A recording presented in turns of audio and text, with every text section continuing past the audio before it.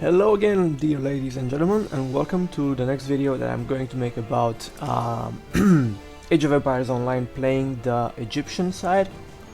This is Xchef right here, and I hope you enjoyed my last video, the first one. I hope you enjoyed this one as well. I haven't actually gotten to test them as to see if I get views on them. I'll actually put both of them at the same time together.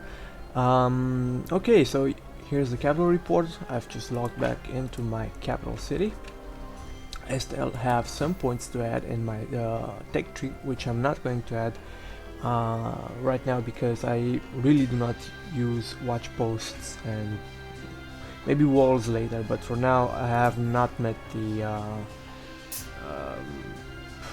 what's it called? I didn't really need them, so to say.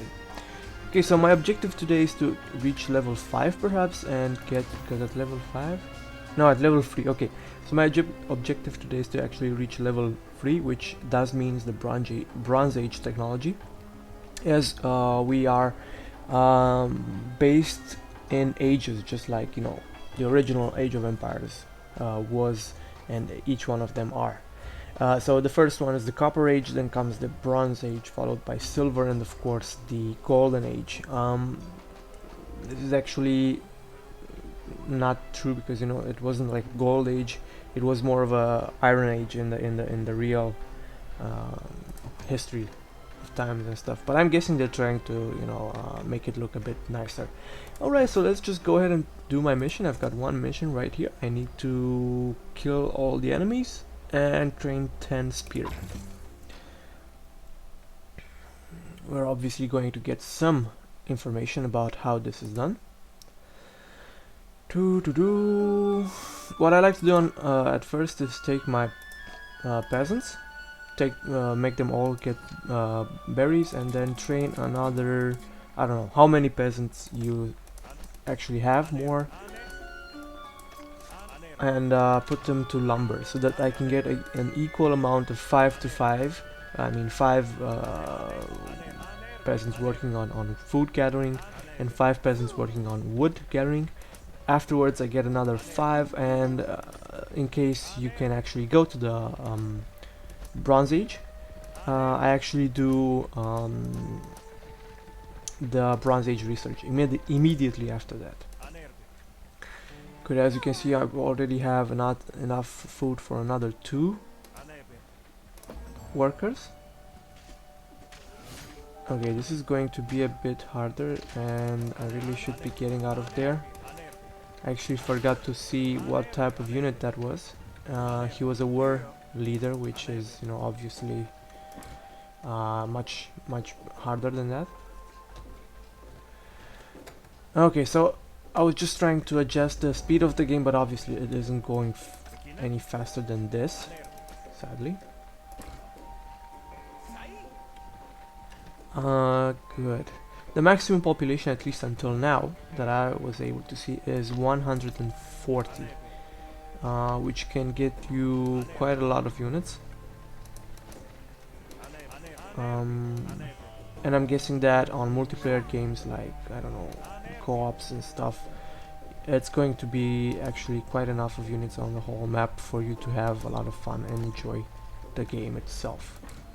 Okay, so now we've got those done. Let's make another 5 workers for food gathering. Oh, I can actually hunt elephants. Okay, nice. Another war leader here, so I'm not going to attack him just yet. I've already lost 1 unit to them.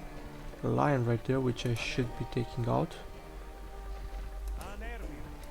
Let's see if this takes us somewhere. Can we actually go past it? No. Or can we? Yeah. No, we can't. Okay, sadly.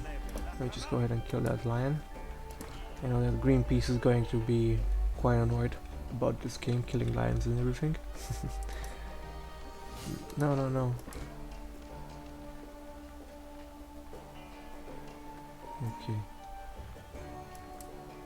Okay, lion was killed. You can actually go to sea, you know, make docks and everything. I'm also approaching the enemy encampment right now, so I wouldn't want to be getting that close to them. The map isn't that big. As you can see, I'm already 2 minutes into the game and I've seen it almost all, something like that. Good, so I'm almost done making peasants. I'll just need another one for now, and afterwards I'll need yet another one for making buildings, and another 5 of course for getting gold, which, oh great, no, just okay, just leave that be for now. Actually, I'll put them here because of the extra side.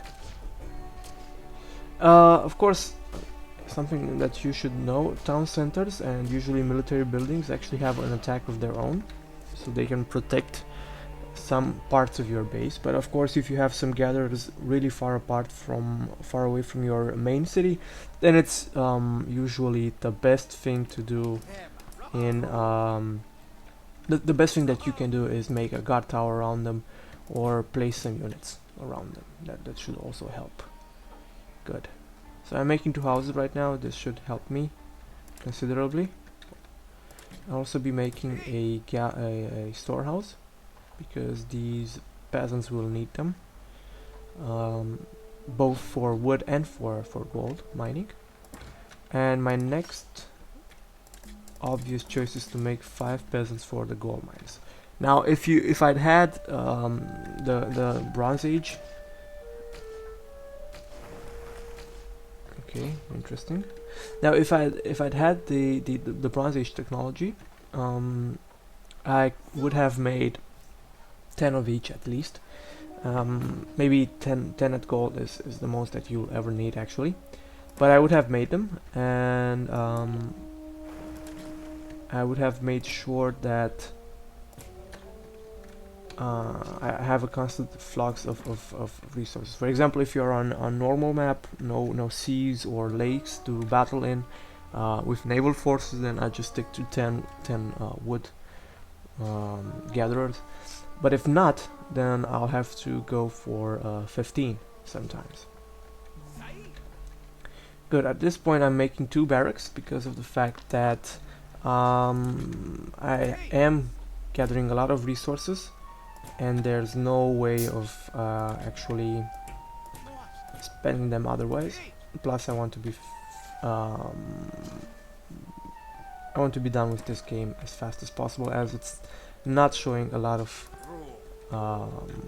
stuff, so to say. Good, I cannot make farms, so that means I'll just have to go for some berry bushes or hunting grounds, which I will do here, as there are 2 berry bushes and some gazelles for me to hunt. Okay, 1 barracks is ready. Make sure you put all of your 10 peasants there. I've got the first barracks ready. I'll actually select both of them and put them on the second control, and as well put a single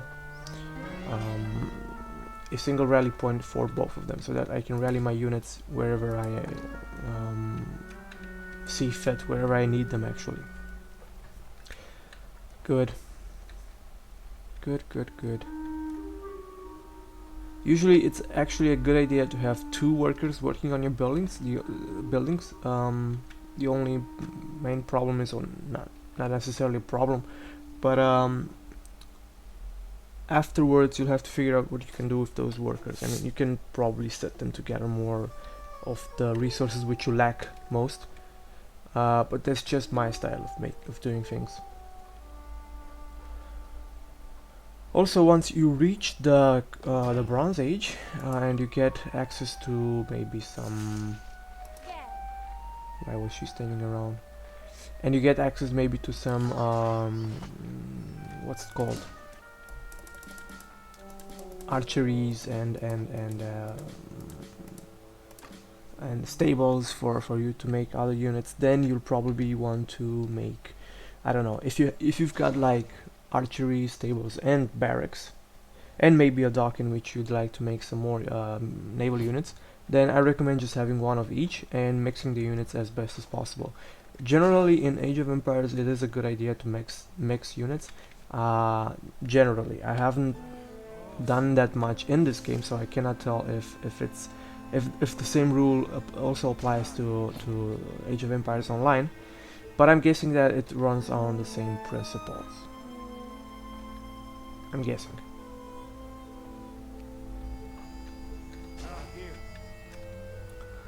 Okay, so I'll be having my trained spearmen quite soon enough. Once I reach about, I don't know, 20 units. How many do I have now? I have 9. So once I reach about 20 units, I'll go and attack them. I just want to be sure that I finish this from the first go, and that I don't have to actually come again and try this again. Okay, so your peasants, your farmers actually don't have anything else to do, so I'll just put them to harvest, to hunt animals.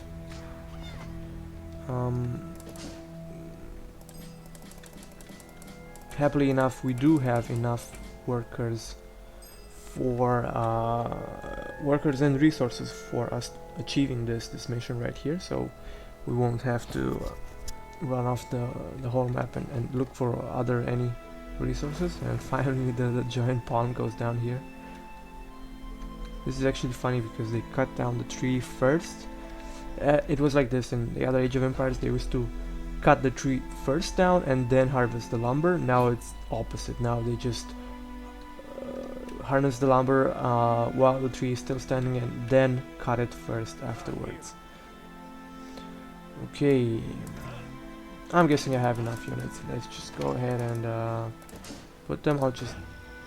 Oh, you cannot... I thought that maybe I could rally the units to someone in my military, like you could do in StarCraft. That would be a nice thing. Generally speaking, I would like that, because it's a lot easier for you to rally things when you're actually trying to combat your enemy. Good, getting more workers. These guys don't have anything to do. These barracks are running low on units. Okay, and now I can attack with my almost 30 spearmen. I should be able to clean this up really fast, and then rush to get the rest of the chests around the map. Good. Another thing that I should probably be talking about is these 4 commands that you can give to your workers. You can actually, you can send them to do something by right-clicking on the map. You just select them by left-clicking and dragging around them, and you just, right-click on the map, and they'll go and do stuff. But there is also the attack move, which you can click and select wherever you want, kind of, and they'll just attack everything in sight, as you can see them doing right now, which I really don't care about them destroying these walls.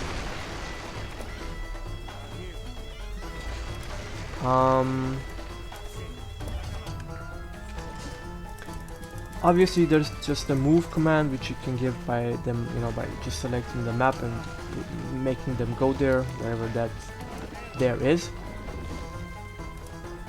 And obviously there are the stance settings, which you can make your units be either defensive by standing ground, which means that they don't move anymore, they just move there and wait. Even if the enemy attacks them, they just wait. This can be quite useful if you're a tactical player and you wish to use that tactic as best as you can. Okay, all of my peasants are not working. Is there any more food around here?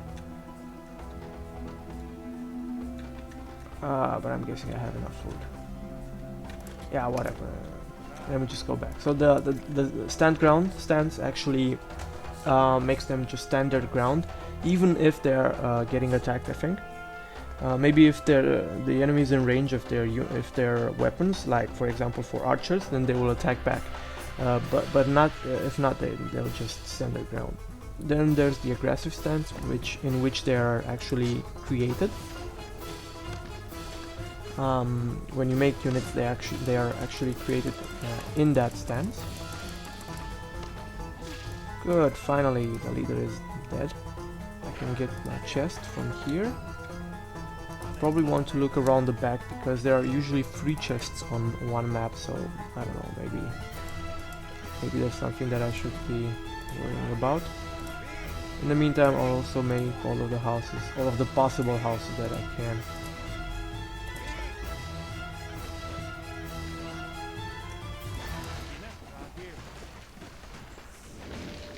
Okay, going around. Oh, and of course there's the delete button, which you can also do by hitting the delete key on your keyboard, which is just in extreme cases when you're like maxed in population and you really don't need those units anymore. But which I don't really understand, because you can obviously do the next best thing, and that is just send them to attack your enemies or something like that.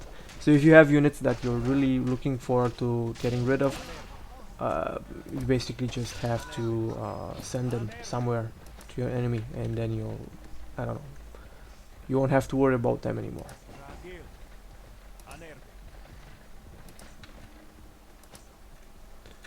Okay, so let's see, is there a chest here, or did I just lose my time coming here?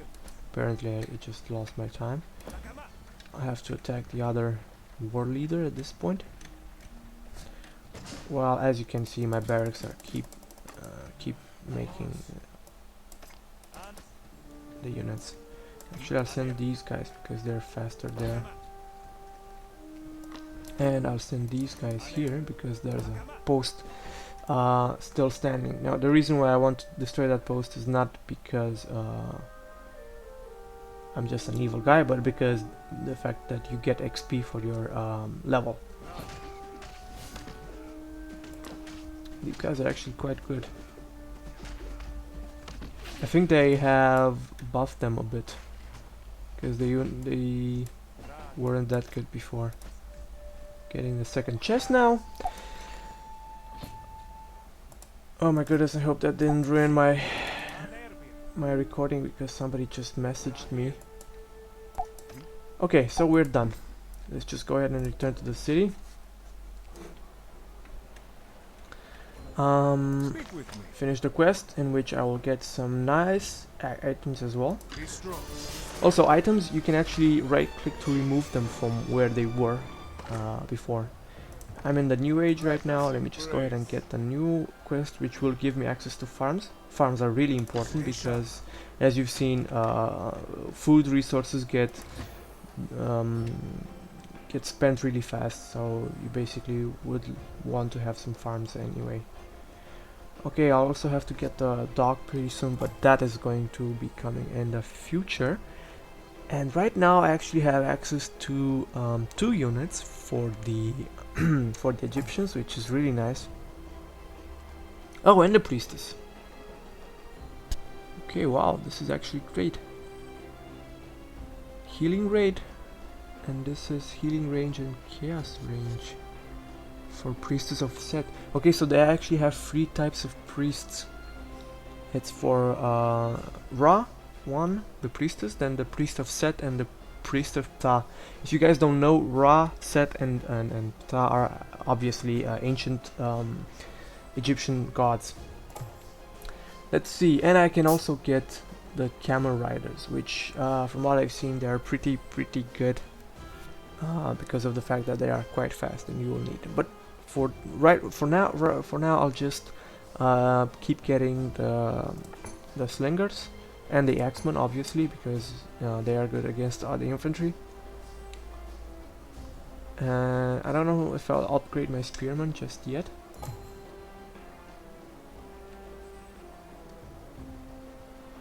Who can convert units?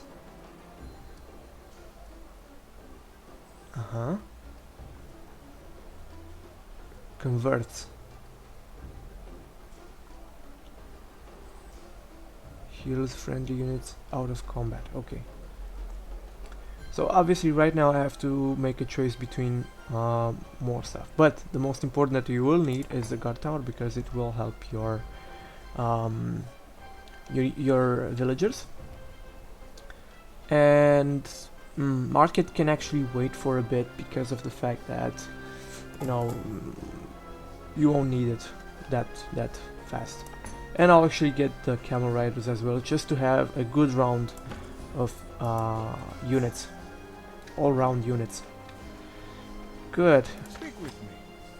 Oh, I'm actually getting that. Unlock a bronze technology. Okay.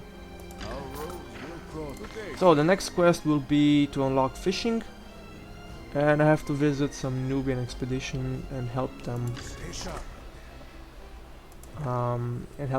With that. Now,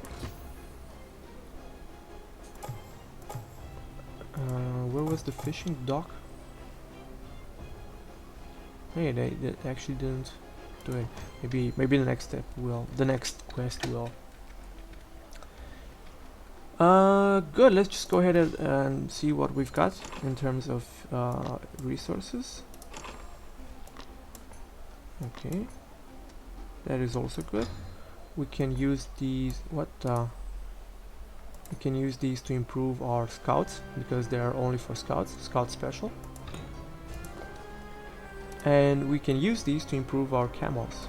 Don't do it on the scouts, because you always just have one scout, and I don't know. That's not so important, as so to say. Oh, and another thing, let's just go ahead and go fast to the units.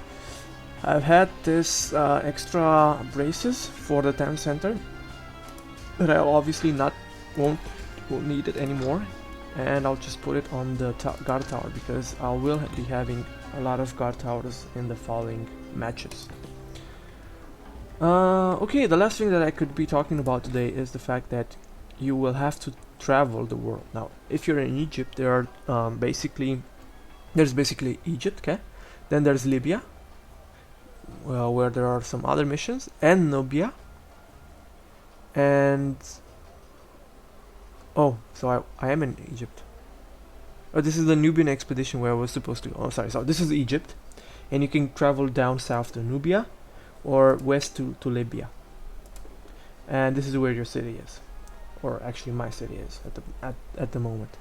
You can also view the world map, which has 4 main areas. Greece and Egypt being 2 of them, the biggest actually, because in Greece you can also travel to Troy, which is also a huge map for questing, I think. You can also travel to Crete and to Cyprus. Good, so that concludes our little game for today. I hope you guys enjoyed this, and as always, I'll see you guys next time. Leave any comments or questions or suggestions in the comments below, of course. Bye bye.